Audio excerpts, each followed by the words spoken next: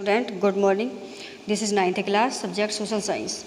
आपका ये ज्योग्राफी का चैप्टर नंबर 2 चल रहा है, फिजिकल फीचर्स ऑफ इंडिया। इसके हमारे 2 टॉपिक्स कंप्लीट हो चुके हैं। एक तो आपका हिमालयन मेजर रेंज और दूसरा आपका नॉर्दर्न प्लेन्स। ये फिजियोग्राफिकल चैप्टर चल रहे हैं आपके इंडिया के। तो ये 2 टॉपिक आपके हो चुके हैं। टॉपिक नंबर 3 आपका होने जा रहा है द पेनिनसुलर प्लेटू। पेनिनसुलर का मतलब है प्रायद्वीपीय, प्लेटू का मतलब है पठार, प्रायद्वीपीय पठार। अब जैसे माउंटेन रेंज के बारे में हमने पढ़ा था कि हमारी कंट्री में बहुत सारे फिजिकल फीचर्स हैं, उसी तरह प्लेटू भी हमारी कंट्री में है, लेकिन वो कहाँ है? साउथ में, दक्षिणी भारत में। जैसे कि आप इस डायग्राम में देख रहे हैं, ये प्लेटू है इस तरह से, क्योंकि माउंटेन में पानी होता है, बर्फ़ से ढके होते हैं, लेकिन प्लेटू में क्या होता है? मिनरल्स होते हैं, खनिज होते हैं, उनमें पानी नहीं होता। ठीक है, ये चीज़। तो सबसे पहले हमसे पढ़ने जा रहे हैं पेनिनसुलर क्या है? प्रायद्वीपीय, और प्लेटू क्या है? पठार। ठीक है, ये चीज़। तो इसमें सबसे पहले हम समझते हैं कि peninsular प्लेटू is composed of old crystalline igneous and metamorphic rocks. यानी जो पेनिनसुलर प्लेटू है, अब देखो इस डायग्राम में देख लो एक बार। पेनिनसुलर प्लेटू ये इंडिया का साउथ वाला पार्ट, यानी यहाँ से लेके ये पार्ट और इधर वाला और ये सारा इधर वाला, यानी साउथ इंडिया का ये सारा पार्ट पेनिनसुलर प्लेटू में आता है। लेकिन ये किससे बना है? इग्नियस और मेटामॉर्फिक रॉक्स, 2 प्रकार की चट्टानों से इतना पार्ट ये बना है। लेकिन क्या है, इसको ये पार्ट कैसे, पेनिनसुलर प्लेटू किस टाइप का है? एक टेबल लैंड की तरह। टेबल का मतलब जैसे आपने टेबल देखी है, आप स्कूलों में बजाते हैं, देखते हैं, 4 टांगे होती हैं उसकी टेबल की, तो और ऊपर को उठी हुई और प्लेन होती है। ये प्लेन है नहीं ये टेबल, ये ठीक। तो उसी तरह कैसे, तुम्हें चलो एक बार तुम्हें बता देती हूँ इस डायग्राम के थ्रू कि हमारा टेबल लैंड की तरह कैसे है पेनिनसुलर प्लेटू। इसमें देखो आप, जैसे ये डेप्रेस्ड, ऊपर को पार्ट उठने के बाद थोड़ा दूर ये प्लेन हुआ, वो प्लेन होने के बाद फिर ये क्या है, फिर डेप्रेस्ड हो गया। तो इस तरह से ये पार्ट बना है, यानी यहाँ पे वैले हैं, घाटियाँ हैं, लेकिन फिर क्या है, बहुत बड़ा एरिया प्लेन है ऊपर तक, फिर ये इस तरह का। तो ये साउथ इंडिया का जो पार्ट है, ये एक टेबल लैंड की तरह है। इस तरह से होती है ना, टेबल की टांगें होती हैं, इस तरह से ये बना हुआ है। ठीक है, तो इसमें हम यही समझने जा रहे हैं कि ये 2 प्रकार की चट्टानों से बना है, इग्नियस और मेटामॉर्फिक। लेकिन इसमें ये कैसे बना है? It was फॉर्मिड due to the breaking और drifting of Gondwana land and is the oldest land mass. यानी ये जो है किससे बना है? गोंडवाना लैंड की ड्रिफ्ट होने से और ब्रेकिंग होने से। मैंने आपको स्टार्टिंग में बताया था कि गोंडवाना लैंड और अंगारा लैंड, ठीक है, ये 2 प्रकार की लैंड थी, लेकिन गोंडवाना लैंड का एक पार्ट टूटा, ब्रेकिंग टूटा, और ड्रिफ्ट मतलब खिसका, उसके टूटने से और फिर उसके खिसकने से और फिर कहीं और जाके उसके ज्वाइन हो जाने से। तो ये गोंडवाना लैंड का जो हमारा पेनिनसुलर प्लेटू का जो पार्ट है, ये गोंडवाना लैंड से टूटा और यूरेशियन प्लेट से जाकर टकरा गया। ठीक है, तो ये ऐसे इसका, तो उस समय जब टकराने से जो फॉर्मेशन बनी है, ये सारी मेजर फिजियोग्राफिक फॉर्मेशन जिनको हम पढ़ रहे हैं, तो इनमें पेनिनसुलर प्लेटू भी यही इसी कारण से इसने टेबल लैंड का आकार लिया है। ठीक है, ये चीज़। लेकिन क्या है, ये जो पेनिनसुलर प्लेटू का जो पार्ट है, ये सबसे ज़्यादा ओल्डेस्ट पार्ट माना जाता है। अब बता आपकी the plateau has broad and shallow valleys and rounded hills. ये प्लेटू क्या है? ये जो प्लेटू हैं साउथ इंडिया में, ये क्या है, ये बहुत चौड़े हैं। पठारों जो एरिया है क्षेत्र का, ये बहुत चौड़ा है, ब्रॉड है, और शैलो वैली यानी गहरी घाटी, थोड़ी कम गहरी घाटियाँ भी हैं, ज़्यादा गहरी नहीं। शैलो का मतलब उथली घाटियाँ, है ना। एंड राउंडेड हिल्स, और चारों तरफ से ये क्या प्लेटू क्या है, किससे घिरे हुए हैं? हिल्स से, पहाड़ियों से घिरे हुए हैं। कैसे? देखो एक बार दिखाती हूँ आपको। देखो इस डायग्राम में देखते हैं। देखो ये आपका पेनिनसुलर प्लेटू हो गया सारा, तो इधर भी पहाड़ियाँ हैं, वेस्टर्न घाट पे भी पहाड़ियाँ हैं और ईस्टर्न घाट पे भी पहाड़ियाँ हैं। तो ये पहाड़ियों से तो घिरा है ना, और यहाँ पे भी, यहाँ माउंटेन रेंज है और यहाँ सतपुड़ा रेंज है। तो इनसे क्या है, चारों तरफ से ये हिल्स से बाउंडेड है। ठीक है, ये चीज़। अब हम देखते हैं आगे क्या है इसमें। द नॉर्दर्न वेस्टर्न पार्ट, जो उत्तरी और पश्चिमी भाग है ऑफ द पेनिनसुलर प्लेटू का, इज कवर्ड, ढका हुआ है, by the vast lava flow, लावा से ढका हुआ है। जब ज्वालामुखियों से वैलकनों से लावा बाहर निकला, तो उससे ये कवर है, यानी ये लावा फैला हुआ है इस एरिया में। ठीक है, पेनिनसुलर प्लेटू में। When there are several flows of lava, यानी बहुत बड़े क्षेत्र पर लावा फैला हुआ है। And they form terrace like structure, ये किस तरह से फैला हुआ है, जैसे एक टेरेस की तरह, एक छत की तरह। ठीक है ये चीज़। तो they form a Deccan trap, इस लावी ने क्या किया है कि दे फॉर्म, इसने बनाया है डेक्कन ट्रैप, दक्षिण के पठार। ठीक, तो इस पेनिनसुलर प्लेटू से डेक्कन ट्रैप बना है खिसकने से और टूटने से, और उसके बाद ये यहाँ पे वैल्कन होती वो इरप्शन हुई, लावा बाहर निकला और इससे क्या है सारे एरिया वहाँ का कवर हो गया लावे से। ठीक है ये चीज़। It is a rich in black soil, क्योंकि लावा जब ठंडा होता है तो उसका कलर काला पड़ जाता है, ब्लैक हो जाता है वो, और फिर कैसी मिट्टी बनती है वो ब्लैक सॉइल। इसलिए ब्लैक सॉइल किससे बनी होती है? लावे से। लावा कहाँ से आता है? वैल्कनों से। ठीक है, ज्वालामुखी से निकला हुआ लावा ब्लैक सॉइल को फॉर्मेट करता है। The peninsular plateau has two main division, peninsular plateau के 2 भाग होते हैं, central highlands and Deccan plateau. अब देखो तुम्हें एक डायग्राम के थ्रू बताती हूँ। जैसे आपको हमारा डायग्राम है, तो ये वाला पार्ट सर्किल वाला, ये हमारा सेंट्रल हाईलैंड में आता है। इस सेंट्रल हाईलैंड में हमारा छत्तीसगढ़ है, झारखंड है, मध्य प्रदेश है, महाराष्ट्र का कुछ पार्ट है, गुजरात का भी कुछ पार्ट आता है। तो ये सेंट्रल हाईलैंड हो गया। इसके नीचे ये डेक्कन ट्रैप। ठीक है ये चीज़। तो ये 2 भागों में बट गया, पेनिनसुलर प्लेटू 2 पार्ट में डिवाइडेड हो गया, सेंट्रल हाईलैंड्स और डेक्कन ट्रैप। चलिए अब अगला पॉइंट देखते हैं। स्टूडेंट, अभी मैंने आपको पेनिनसुलर प्लेटू के इंट्रोडक्शन दिया। पेनिनसुलर प्लेटू क्या है, कितने टाइप में बटा होता है, ये कैसे इसका फॉर्मेशन हुआ, ये मैंने आपको बताया। सबसे पहले हम सेंट्रल हाईलैंड्स को समझ लेते हैं कि सेंट्रल हाईलैंड से क्या है, नर्मदा रिवर के नॉर्थ में लाइंग करता है। अब जैसे आप इस डायग्राम में देख लीजिए, सेंट्रल हाईलैंड, ये सेंट्रल हाईलैंड होगा आपका, नर्मदा रिवर अमरकंटक हिल से निकली है और ये फ्लो करती हुई मध्य प्रदेश में फ्लो करती हुई, छत्तीसगढ़ में फ्लो करती हुई, गुजरात में फ़्लो करती हुई क्या अरेबियन सी में डाउनफॉल कर जाती है। तो नर्मदा रिवर के उत्तर में क्या बता रहे आइए, नर्मदा रिवर के उत्तर में डाउनफॉल करता है, सॉरी लाइंग करता है। तो नर्मदा रिवर के साउथ में तो कम पार्ट है इसका, लेकिन ज़्यादा पार्ट किधर है, नॉर्थ में ही है ना ये चीज़। अब क्या है आगे कि कवरिंग और ढका हुआ है a big portion of Malwa प्लेटू, और किससे ढका हुआ, मालवा प्लेटू के एक बहुत बड़े पोर्शन से। मालवा प्लेटू का है, इस डायग्राम में फिर देखते हैं हम। इस डायग्राम, ये आपका मालवा प्लेटू है, ये आपका मालवा प्लेटू इतना बड़ा है, ये मालवा का पठार है। तो इससे क्या करता है, कवर ढका हुआ, यानी कितना बड़ा एरिया मालवा प्लेटू का इस सेंट्रल हाईलैंड में आता है। ठीक है ये चीज़।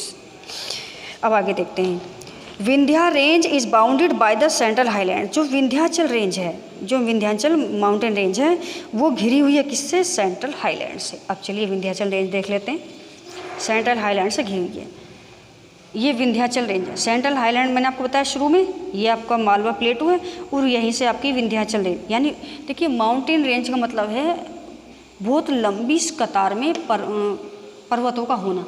ठीक है, पर्वत चोटी होना, इस तरह से देखो, जैसे इस तरह से जब माउंटेन ये जो बने होते हैं पर्वत, इस तरह से एक रेंज बनती है, और यही रेंज क्या है, इसमें बताया कि विंध्याचल रेंज। तो विंध्याचल रेंज आपकी ये है, ये ऊपर वाली, ठीक, ये वो कहाँ तक, आपके छत्तीसगढ़ के बॉर्डर तक ये माउंटेन रेंज है, क्योंकि अमरकंटक से ही तो निकली है ना नर्मदा रिवर, तो वहीं तक ये विंध्याचल रेंज लाई करती है, समझ रहे हैं ना। ठीक है ये चीज़। ठीक, अब आगे देख लेते हैं। In the south and Aravali on the north west, यानी इस सेंट्रल हाईलैंड के नर्मदा रिवर के उत्तर में तो विंध्याचल रेंज हो गई, इस सेंट्रल हाईलैंड में उत्तर में क्या है, यहाँ पे है अरावली रेंज। अरावली देखो ये है आपकी, ये अरावली रेंज है। अरावली रेंज समझ रहे हैं आप, अरावली पर्वत श्रेणी कहाँ है, राजस्थान में है। तो ये क्या है, इससे कवर करती है वेस्ट और नॉर्थ में। ये सेंट्रल हाईलैंड के वेस्ट हो गया, सेंट्रल हाईलैंड का नॉर्थ हो गया, समझ में आ रही है ना। तो ये चीज़ बताइए। आगे क्या दिया है, अरावली रेंज मैंने आपको बताई अभी कि इट्स फर्दर, देखो आगे इट्स फर्दर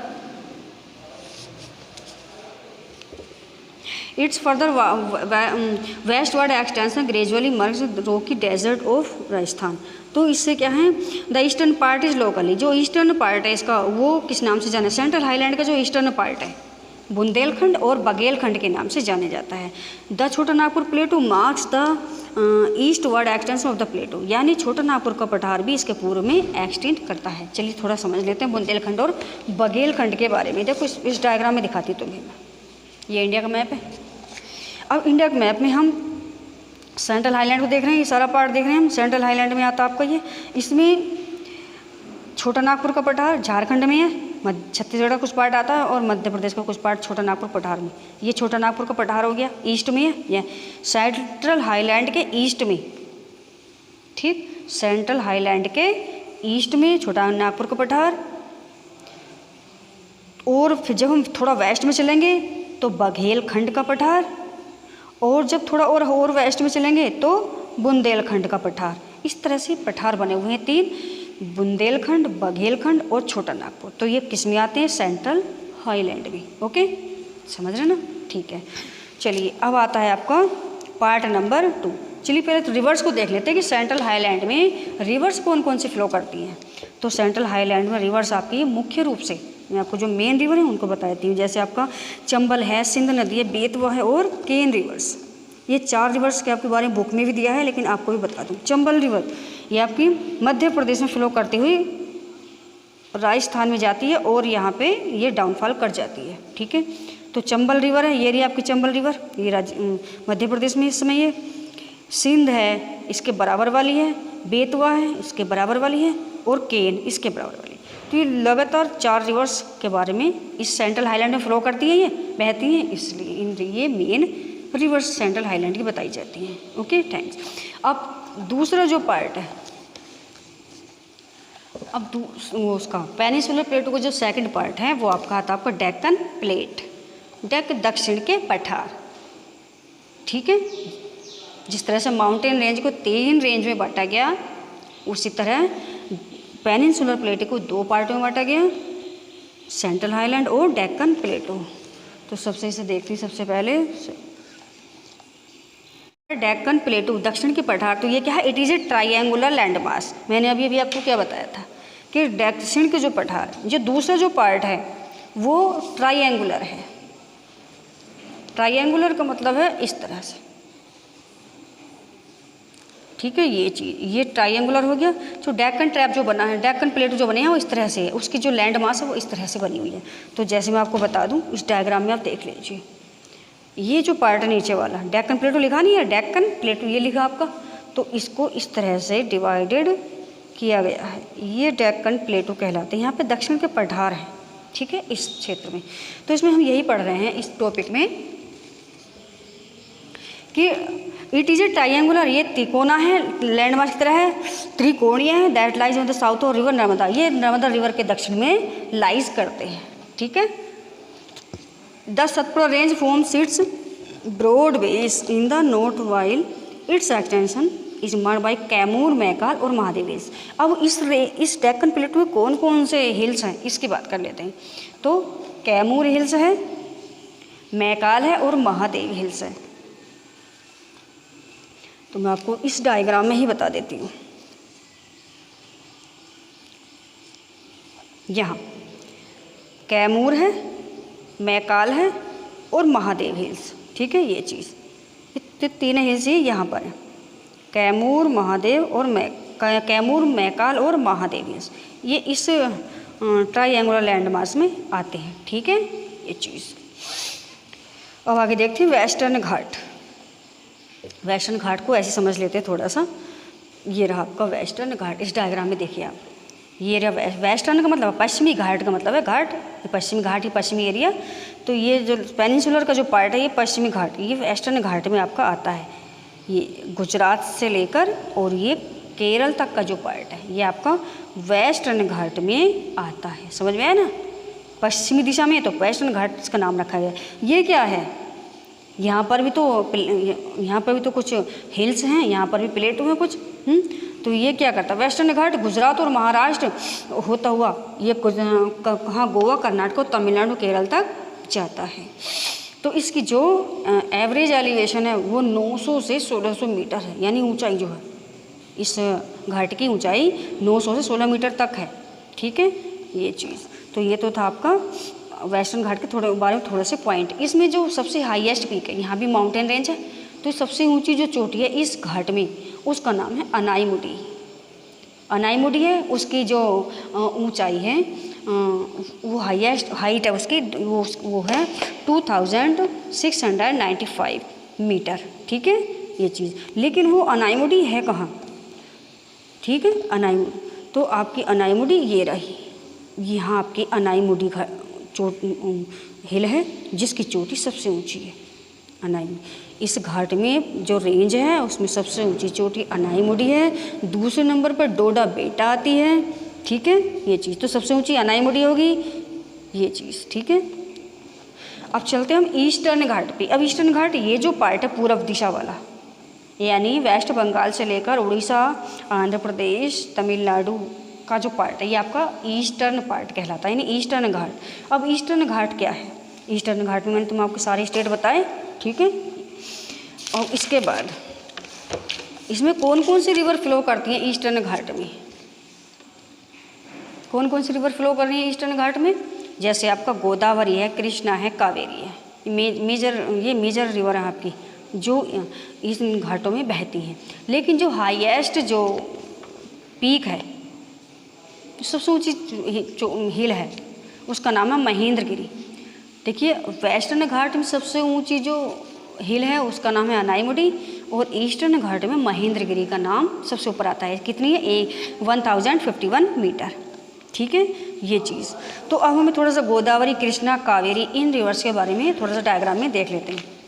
ये चीज़ इस डायग्राम में हम देखेंगे। तो गोदावरी क्या है? गोदावरी महाबलेश्वर यहाँ से निकली, गुजरात के इन हिल्स से निकली है, और यहाँ से निकलती फ्लो करती हुई ये आंध्र प्रदेश में डाउनफॉल कर जाती है। ये यहाँ पे डेल्टा बना रही है। ठीक है, यहाँ से निकली और यहाँ फ्लो करती है गोदावरी रिवर, यहाँ पे अपना डेल्टा बना रही है इस वाले पार्ट में। इसके नीचे कृष्णा रिवर है, कृष्णा महाबलेश्वर पर्वत से निकलती है और वो भी डाउनफॉल करती हुई यहाँ पे अपना डेल्टा बनाती है। समझ में आया ना? अब तीसरी जो रिवर है कावेरी, वो कहाँ है? वो कर्नाटका के यहाँ से निकली है, कर्नाटका से निकली है, और कर्नाटका में क्या होती है? फ्लो करती हुई ये कावेरी रिवर यहाँ पे अपना डेल्टा बनाती है। देखो ये लिखा कावेरी रिवर। समझ में आया ना? 3 मेजर रिवर हैं और तीनों ही क्या कर रही है? तीनों पश्चिम से पूर्व दिशा की तरफ बह रही हैं। क्यों फ्लो कर रही हैं पूर्व में? क्योंकि इस सेंट पेनिनसुलर प्लेटू का जो ढाल है, जो स्लोप है, वो पश्चिम से पूर्व की तरफ है। कैसे हैं? इस डायग्राम में देख लेते हैं। देखिए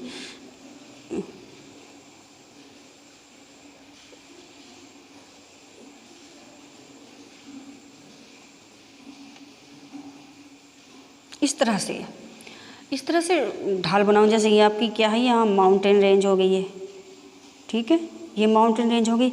तो जब रिवर्स यहाँ से निकलेंगी, ओरिजिनेट होंगी, तो यहाँ पे तो फ्लो करेंगे ना इधर से, क्योंकि यहाँ इधर ऊंचाई है और इधर ईस्टर्न घाट की ऊंचाई ज़्यादा है वेस्टर्न घाट की अपेक्षा, तो यहाँ से रिवर निकलती है और फ्लो कर जाती है। इसलिए क्योंकि पानी जो है अपने आप अपना फ्लो ढूंढ लेता है। ठीक है, तो जो वेस्टर्न घाट से रिवर से निकली है वो सारी ईस्टर्न घाट की तरफ फ्लो करती हुई बे ऑफ बंगाल में डाउनफॉल कर जाती है। सारी देखो यहाँ से निकली है, सारी बे ऑफ बंगाल में तीनों रिवर्स डाउनफॉल कर रही है और अपना अपना डेल्टा बना रही है। ठीक है, तो ये तो था आज का आपका टॉपिक कि पेनिनसुलर प्लेटू को 2 पार्ट में बांटा गया है, सेंट्रल और हाईलैंड्स। पेनिनसुलर प्लेटू बना कैसे है? अंगारा लैंड के ब्रेक होने से और उसके ड्रिफ्ट होने से। ठीक है, और उसमें पेनिनसुलर प्लेटू क्या है? सबसे ओल्डेस्ट पार्ट बताया जाता है। यही प्लेट अंगारा लैंड से टूटी और यूरेशियन प्लेट से टकराई, तभी ये माउंटेन रेंज बनी, प्लेन बना और पेनिनसुलर प्लेटू का फॉर्मेशन हुआ। ये था आज का हमारा टॉपिक। नेक्स्ट वीडियो में जो हमारा टॉपिक रहेगा वो रहेगा हमारा द इंडियन डेजर्ट, भारतीय रेगिस्तान। इसके बारे में आपको बताया जाएगा। तब तक के लिए थैंक्स।